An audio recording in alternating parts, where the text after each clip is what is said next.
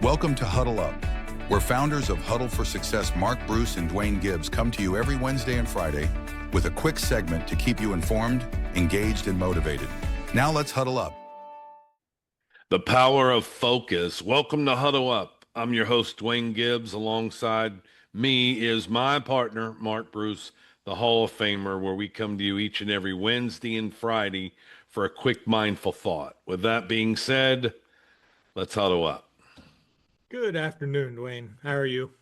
I'm great. I love saying that. I know your buddies give you a bunch of flack about being the Hall of Famer, and I'm going to continue to do it. Yeah, I don't usually stay up on Monday nights long enough to watch Monday Night Football, but I did a few weeks back, and I was like, I had to chuckle again.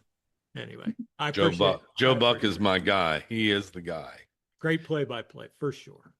Hey, listen, I love today's topic. It needs to be discussed more and more, and we probably ought to. Today's topic is the power of focus and why narrowing your attention creates exponential results, not only in business, but also in life. And so it's just powerful. I mean, you have to stay focused for yourself to get ahead. And so focusing is one of the most underrated success tool in Playbook for Life that we wrote.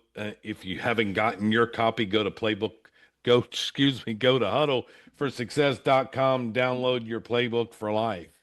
As Mark and I wrote in the book, we say scattered efforts creates scattered results, but laser focus turns ordinary action into extraordinary outcome in business and in life.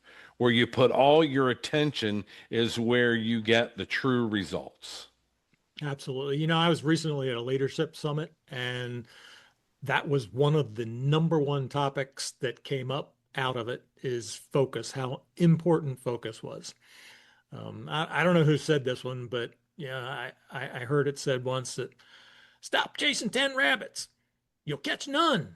I think it might have been Zig Ziglar or something that had me thinking that. But anyway.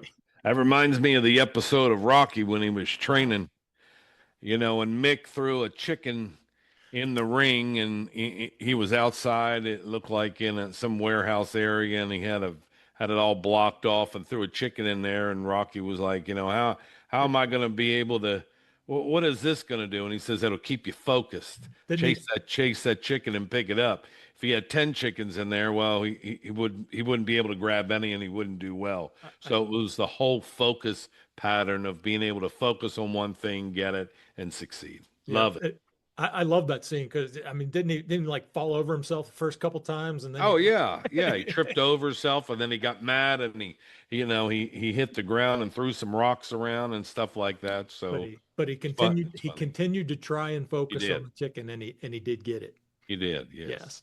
Sorry to get us off track, but I thought it was a good it's not off track. I mean, staying focused is something that you can learn to do.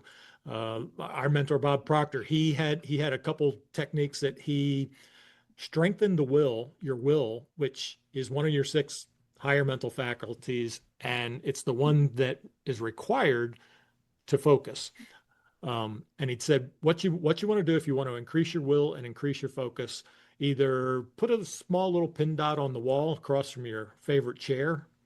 And if you don't want to put it on the wall, get a candle and stare at the candle until you become one with the flame, until you can stay completely concentrated on that candle. It's way harder than you think the first couple times you do it, but the more you practice it over and over again, the better you'll be able to focus. So one of the easiest way, one of the next steps that you have to do to stay focused on that candle or on anything is you got to eliminate distractions. You need to learn to say no. You need to learn to say no to answering the phone. Set a specific time apart and do one thing. Turn off the phone. Concentrate.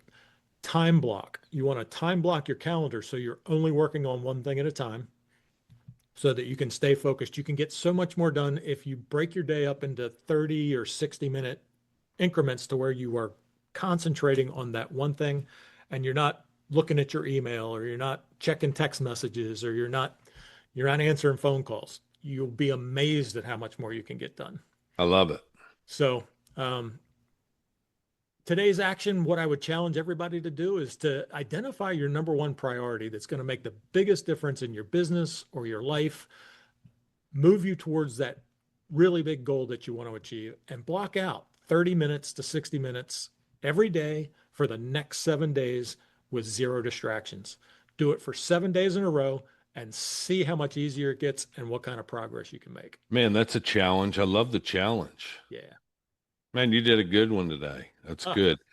And we'll talk about this some more, because you are right. This is so important. It's underrated. You know, people say, I don't need to focus, and, you know, I'll just make it. And at the end of the day, we realize, if I would have focused a little bit more, I would have been able to reach way more achievable goals. And so I would say today's takeaway would be, focus is the bridge between wishing and achieving. Absolutely. Focus is the bridge between wishing and achieving. Aim your energy like a laser, and you'll see the results faster than you ever thought possible. So that's today's takeaway. We want to thank you for tuning into today's Huddle Up. If you haven't, like I said, grabbed your Playbook for Life, go to huddleforsuccess.com. And while you're there, like, share, leave a comment. Join us each and every Wednesday and Friday as we come to you with a new episode. With that being said, stay Huddle Up, and we'll see you next episode. Thank you for joining us on this episode of Huddle Up, where we come to you every Wednesday and Friday. Like, share, and subscribe, and follow us on YouTube and on social media. If you find this information helpful, share this with someone that you know. We'll see you next time on Huddle Up.